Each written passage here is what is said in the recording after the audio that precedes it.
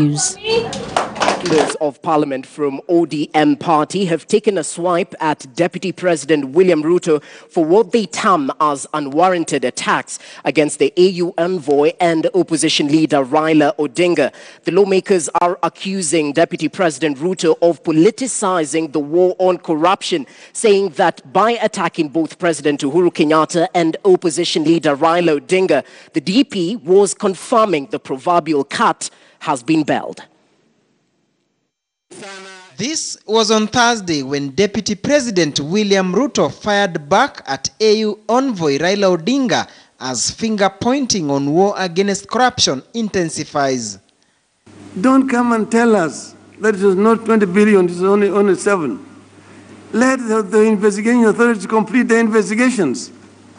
Who are you to tell us? How did you know? You are the thief who is trying to show us that, oh, the other thief running away. The question that I am being asked is actually like a hyena asking a herdsman, what is your interest in your herd? And why do you know the number of the livestock you are keeping?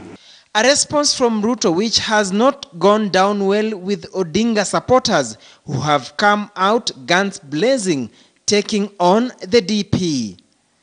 The role of the Deputy President is to be the principal assistant of the President.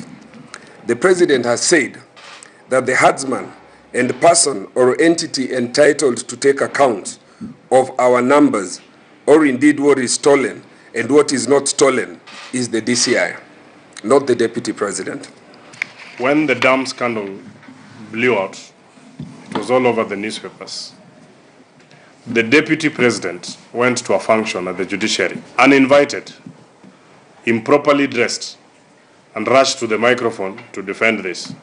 The President, on the very day, in Muranga, said people running to microphones to try and defend themselves would not. What was the President actually, who was the President referring to? Because as at that point the President was talking, it is only the Deputy President who had spoken about this dam.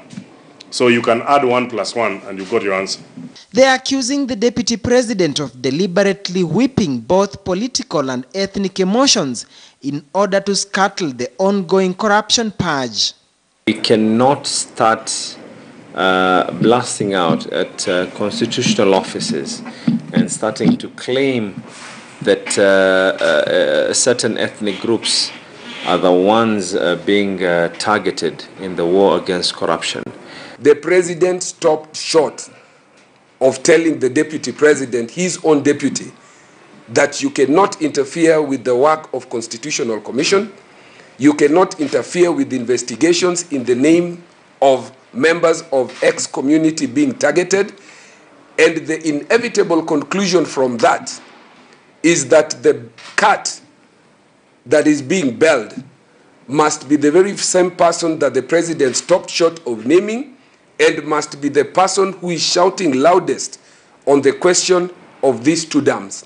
Meanwhile, Nyeri Town Member of Parliament Gunjiri Wambugu failed to attend a function Deputy President William Ruto was attending for reasons he says is failure by Ruto to condemn his supporters who attacked President Uhuru Kenyatta.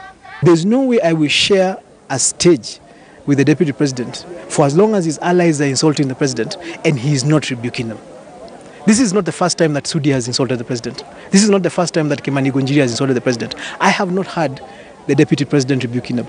And we know that when people say something he doesn't like, he's very quick to respond. It's been a week heavy on political attacks between Ruto's camp on one side versus President Uhuru Kenyatta and Raila Odinga's camp on the other side.